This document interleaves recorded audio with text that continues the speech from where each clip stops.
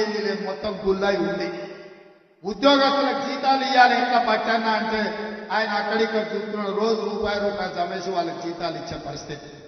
అయినా పింఛన్ ఆపలే, జీతాలు ఆపలే, లేకపోతే పేదలకు జరిగే సంక్షేమ పథకం ఆపలే, రైతు బంధు పథకం ఆపలే.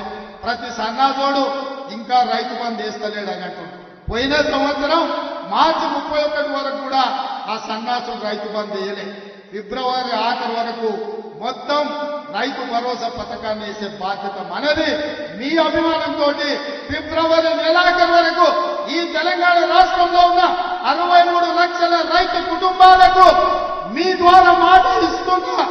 ఫిబ్రవరి ఆఖరి వరకు రైతు భరోసా ద్వారా మీ ఖాతాలలో నగదు బదిలీ చేసే బాధ్యత కాంగ్రెస్ పార్టీ తీసుకుంటుంది.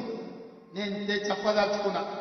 మిత్రులారా, ఒకవైపు సంక్షేమం, ఇంకొక వైపు అభివృద్ధి, మూడవ వైపు కేసీఆర్ చేసిన విధ్వంసాన్ని ఇవాళ మనం అంతా కూడా సరిదిద్దాలి.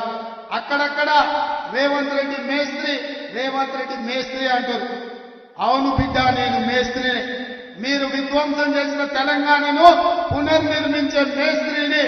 మీరు నిరుద్యోగ యువకుల జీవితాలతో చెలగాటమాడింది కదా.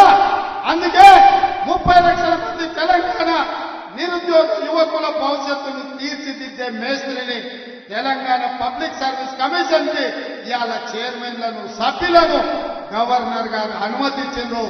ఇవాళ నుంచి వాళ్ళ జీవితాలను పునర్నిర్మించే మేస్త్రిని. ఇదే కాదు బిడ్డ, కాసుకో, మిమ్మల్ని 100 మీటర్ల గోతు నుంచి పాతి పెట్టి మీకు గోరీ కట్టే మేస్త్రిని